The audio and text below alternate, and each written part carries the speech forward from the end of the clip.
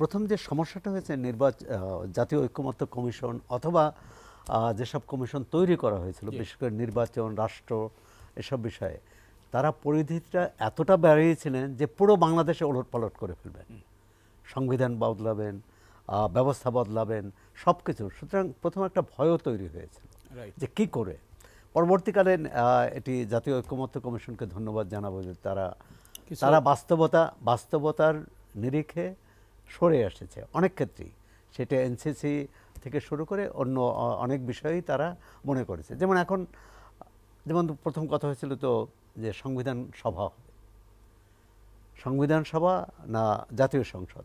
এখন মোটামুটি এটি কোনো কি বলে আনুষ্ঠানিক প্রস্তাব না হলেও মোটামুটি সবাই ধরে নিয়েছে যে জাতীয় সংসদ নির্বাচনটাই হবে, এবং সেটি বর্তমান যে পদ্ধতি আছে সেই পদ্ধতিতেই হবে। কিন্তু সমস্যাটা হলো এই যে যারা মান্না ভাই বলছেন যে একসঙ্গে আলোচনা করেছে, এটা কীরকম মানে একটা সহনশীল পরিবেশ, সৌহার্দ্যপূর্ণ, কিন্তু সেটা কিন্তু ঘরের মধ্যে, বাইরে গেলেই কিন্তু আমরা অন্য চেহারা দেখি। একদল আরেক দল সম্পর্কে যে ভাষায় নিন্দাবন্ধ করে, এটা আওয়ামী লীগ আমলের কথাই মনে করিয়ে দেয়। আওয়ামী লীগ আমলেও কিন্তু টিভি টকশোতে দু একটি ব্যতিক্রম ছাড়া মোটামুটি কিন্তু দুই দলের নেতারাই কথা বলতেন, এবং এখানে তর্ক বিতর্কে যত উত্তাপ ছড়াতো, পরে কিন্তু বেশ বন্ধুসুলভ তাদের আচরণ, তাদের কি বলে হাসি ঠাট্টাও দেখেছি। সুতরাং আমরা নিজেরা, গণতন্ত্র হচ্ছে একসঙ্গে চলা। হারুন ভাই বলছেন যে পিআর পদ্ধতি গণতন্ত্র ধ্বংস করবে, দেশ ধ্বংস করবে, এটার সাথে একমত নয়। দুটোরই ইতিনীতি আছে। এখন আমরা তো যে পদ্ধতি ব্রিটিশ আমল থেকে চালু রেখে এসেছি, আমরা তো গণতন্ত্র প্রতিষ্ঠা করতে পারলাম না। এর তো ঠিক যে গণতন্ত্র গত 53 বছরে বাংলাদেশে গণতন্ত্র প্রতিষ্ঠিত হয়নি। আর যে দেশে গণতন্ত্র প্রতিষ্ঠিত হয়নি সে দেশেই গণ অভ্যুত্থান হয়, আর যে দেশে গণতন্ত্র থাকে সে দেশে গণ অভ্যুত্থানের প্রয়োজন হয় না। কারণ এখন আগামী নির্বাচন হবে, আমরা ধরে নিলাম একটা ভালো নির্বাচন হবে, যে সংখ্যাটা যারাই সংসদে যাবেন সেই সংসদটা কার্যকর হবে কিনা, সেই সংসদ পূর্ববর্তী সংসদের মতো হবে না, এই নিশ্চয়তা জনগণ পাবে কিনা, প্রথমত। দ্বিতীয়ত হচ্ছে সরকার সব কিছু দখল করবে কিনা, বিরোধী দল পরদিন থেকেই মানি না মানব না বলে রাস্তায় নামবে কিনা। আমাদের অতীত রাজনৈতিক অভিজ্ঞতা কিন্তু সেটা, যে যারা বিরোধী দলে থাকে তারা মনে করে যে সব কিছু গেল, আর যারা ক্ষমতায় থাকে তারা সব কিছু মানে উইনার টেক্স অল, আর বিজয়ী সব কিছু দখল করা। এটা ঠিক যে এই আলোচনার মধ্য দিয়ে এক ধরনের মনোভাব বোঝা। আগে তো আমাদের আলোচনা একে একদল আরেক দলকে বুঝতেই চাইতো না, শুনতেই চাইতো না তার কথা। আমরা সংসদে দেখেছি যে কী ধরনের কথা হয়। এর জন্য যদি একটু বলেন 91 এবং 96 যে সংসদে একটা ভারসাম্য ছিল। আরেকটা ভয় আগামী নির্বাচনে, জানি না এর কোনো সংস্কার পদ্ধতি, এর কোনো কী বলে সুরক্ষা আছে কিনা। যদি কোনো দল 2/3 আসন পেয়ে যায় তখন সেই সংসদের অবস্থা কি হবে, সেটি সপ্তম বলি, অষ্টম বলি, নবম বলি, আমরা তো দেখেছি। এটা ভয়। আর নির্বাচন, জাতীয় ঐকমত্য কমিশন বা এই যে কমিশনগুলো করেছে, খুবই তারা তো অনেকাংশেই তাদের জ্ঞান বুদ্ধি, তাদের পাণ্ডিত্য দিয়ে দেখেছে। কিন্তু বাংলাদেশের রাজনীতির মাঠ যে আরও বেশি পিচ্ছিল, আরও বেশি কণ্টকময়, সেটাকে কিভাবে করা যায়, আর কাজটা করতে হবে কিন্তু রাজনীতিকদেরই, অবশ্যই যারা সংসদে আসবেন তাদেরই করতে হবে। উচ্চকক্ষ এটা খুবই ভালো ধারণা, 31 দফায় এটি আছে। এখন উচ্চকক্ষের নির্বাচনটা কিভাবে হবে? 31 দফা মানে বিএনপির 31 দফা। হ্যাঁ, বিএনপি না, 31 দফা কিন্তু এই গণতন্ত্র মঞ্চের মানে সম্মিলিতভাবে। বিএনপির ছিল ভীষণ 20-30 আর 27 দফা বোধ হয় এককভাবে এর আগে দেওয়া হয়েছিল। কিন্তু এখন এই যে উচ্চকক্ষের ব্যাপারে, এখন উচ্চকক্ষ যদি নিম্নকক্ষেরই একটা বর্ধিত রূপ হয় তাহলে কিন্তু উচ্চকক্ষ কোনো কাজে লাগবে না, বা সেটা কোনো নতুন মাত্রা যোগ করবে না। আমরা চাই যে অবস্থায় ছিলাম সেই অবস্থা থেকে বেরিয়ে আসতে, যেটা আজকেও ঐকমত্য কমিশন বলছে যে স্বৈরাচারের পুনরাবির্ভাব ফ্যাসিবাদের। ঘটবে না, হ্যাঁ। এই ব্যাপারে সবাই একমত হয়েছে। ফ্যাসিবাদের, কিন্তু হ্যাঁ। এখন হচ্ছে ফেসিবাদ স্বৈরাচার একই। এখন মানে সামনে কিভাবে হবে নির্বাচনটা, এটা কঠিন পরীক্ষা সরকারের জন্য, যেমন পরীক্ষা রাজনৈতিক প্রতিযোগী দলগুলোর জন্য। রাজনৈতিক দলগুলোর জন্য আরো বেশি বড় পরীক্ষা। কারণ যদি নির্বাচন প্রশ্নবিদ্ধ হয় তখন কিন্তু আর একটা নতুন সংকটের মুখে পড়বে নতুন দেশ। সংকটে পড়বে। প্রথমত গণহত্যার বিচার হওয়া উচিত। বিচার প্রক্রিয়া ত্রুটি থাকলে বিচার হবে না, হারুন ভাই বলেছেন। ত্রুটি মুক্ত হওয়া উচিত। সেটি মামলা দায়ের থেকে শুরু করে তদন্ত তো শুধু মামলা অভিযোগ দায়ের করলে হবে না, সঠিক তদন্ত হতে হবে, হ্যাঁ, সঠিক এবং চার্জশিট দিতে হবে। এবং তথ্য প্রমাণ থাকতে হবে।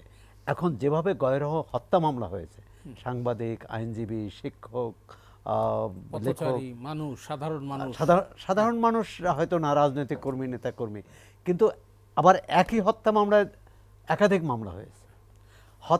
নিহত হয়নি বা স্বাভাবিক দুর্ঘটনায় মারা গেছে, তার বিরুদ্ধে সেই ঘটনা নিয়ে হত্যা মামলা হয়েছে। এখন এটা কে যাচাই বাছাই করবে? একটা হতে পারতো একটা বিচার বিভাগ কমিশনের মাধ্যমে। দ্বিতীয় হচ্ছে যে অনেক জায়গায় রাজনৈতিক এখন যারা সক্রিয় রাজনৈতিক দলের নেতাকর্মী, বিভিন্ন জায়গায় তারা প্রভাবিত করেছে মামলা করতে। অনেক বাদী বলেছেন যে আমার কাছ থেকে শুধু সই নিয়েছেন, আমি তো আসামিদের চিনি না, তো সেক্ষেত্রে তো বিচার হবে না। আন্তর্জাতিক অপরাধ ট্রাইব্যুনালে যে মামলাটি, একটা হচ্ছে যেটি হলো যে সাবেক প্রধানমন্ত্রীর কি বলে আদালত অবমাননা মামলা।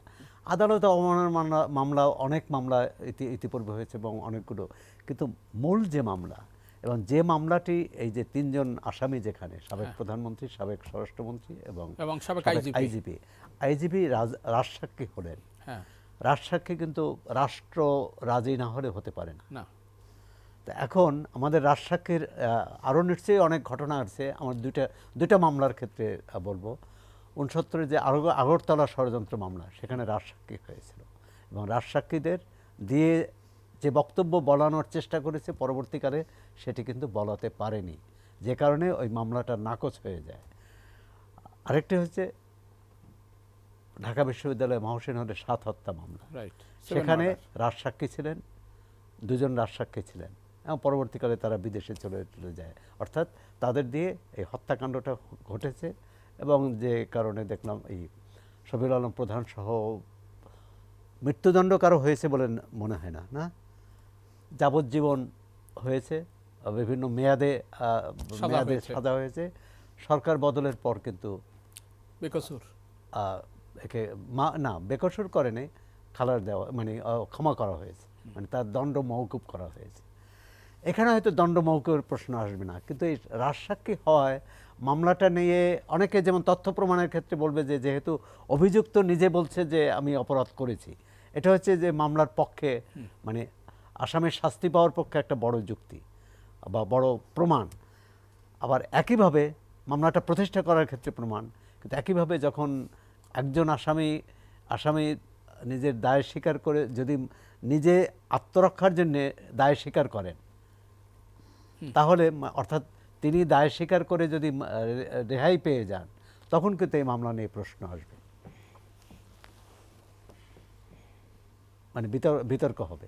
আর দ্বিতীয়ত যেটা বললেন হারুন ভাই, বললেন যে মামলা প্রক্রিয়া, যদি সত্যিকার অর্থে বলেন যে সরকার বা আমাদের বিচার ব্যবস্থা এত, আওয়ামী লীগ সরকার তো বিএনপি বা অন্য বিরোধী দল, এমন মান্না ভাইও যে মামলা দিয়েছে, এগুলো তো বিচার করতে চেয়েছে, মানে তারা তো তাদের শাস্তি দিতে চেয়েছে, কিন্তু শাস্তি দিতে পেরেছে কয়জন? কয়জনকে পেরেছে? এখন চূড়ান্তভাবে খুব কম। অনেকে জেল খেটেছেন এবং 1% পারেনি। সুতরাং এই যে শত শত মামলা, মানে এটার বিচার প্রক্রিয়া আবার কত দিনে হবে, এর মধ্যে কতটি সরকার, এখন তো একটা ঐকমত্য আসছে যে ওইরকম মানে শেখ হাসিনার মতো এরকম চিরস্থায়ী ব্যবস্থা হবে না, অন্তত 10 বছরের বেশি কেউ প্রধানমন্ত্রী থাকবেন না। তো সেক্ষেত্রে কত সরকার আসতে হবে, কত প্রধানমন্ত্রী আসতে হবে এই মামলা শেষ করতে, এই প্রশ্ন থেকে যায়। তারপরও আমরা মনে করি যে ন্যায় বিচার হোক, অপরাধীরা শাস্তি পাক, তাহলে ভবিষ্যতে কেউ এই অপরাধ করতে সাহস পাবে না। আপনি কি অ্যামনেস্টি ইন্টারন্যাশনালের যে ওপিনিয়ন, তারা লোকে কিছু বলবেন? কি এই মৃত্যুদণ্ড? মৃত্যুদণ্ড আর প্লাস তারা বলছে যে এই মামলাগুলো আন্তর্জাতিক মানে নিয়ে আসবার জন্য। না, এটা তো যে কোনো মানবাধিকার সংস্থা বলবে, এবং আমিও ব্যক্তিগত মনে করি মৃত্যুদণ্ড প্রতিকার নয়, মৃত্যুদণ্ড শাস্তি নয়। হতে পারে কেউ মনে করতে পারে যে ওই যে হত্যার বদলে হত্যা, কিন্তু মৃত্যুদণ্ড ইউরোপীয় দেশগুলোতে নাই, আমেরিকায় কোনো কোনো রাজ্যে আছে, কোথাও কোথাও নেই। এবং কানাডা থেকে যে বঙ্গবন্ধু হত্যা মামলার 2 জন আসামি কানাডা থেকে আনতে পারে না, কিন্তু একটা কারণেই যে তাদের সেখানে মৃত্যুদণ্ড নেই। সুতরাং মৃত্যুদণ্ড, এটা বিতর্ক চলবে অনেকদিন। আবার হঠাৎ করে এই মামলাকে সামনে রেখে বাংলাদেশ যদি মৃত্যুদণ্ড রহিত করে দেওয়া হয়, তখন তো মনে হবে যে এদের বাঁচানোর জন্য। এটি দীর্ঘ প্রক্রিয়ায়, আমি জানি না যে নির্বাচন বিচার সংক্রান্ত যে কমিশন, সেখানে মৃত্যুদণ্ডের ব্যাপারে কোনো সুপারিশ করেনি যে এটা রহিত করার ব্যাপারে।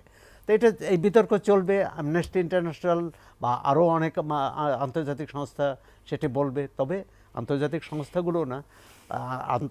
সংস্থাগুলোর কাছে যেমন এই বিচার গ্রহণযোগ্য হতে হবে, মানুষের কাছেও এটা প্রতিভাত হতে হবে যে এটি ন্যায় বিচার হচ্ছে, এটি গ্রহণযোগ্য বিচার হচ্ছে, এটি অন্যায় করা হচ্ছে না। কারণ অতীতে অনেক অন্যায় বিচারের সাক্ষী, বিচারের ভুক্তভোগী বাংলাদেশে অনেক মানুষ।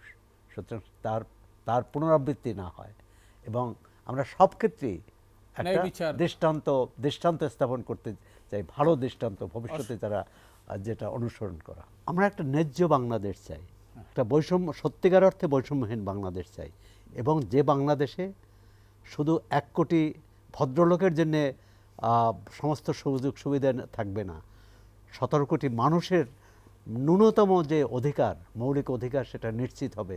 তাহলেই কিন্তু এই অভ্যুত্থান সফল হবে, অভ্যুত্থানের আকাঙ্ক্ষা সফল হবে।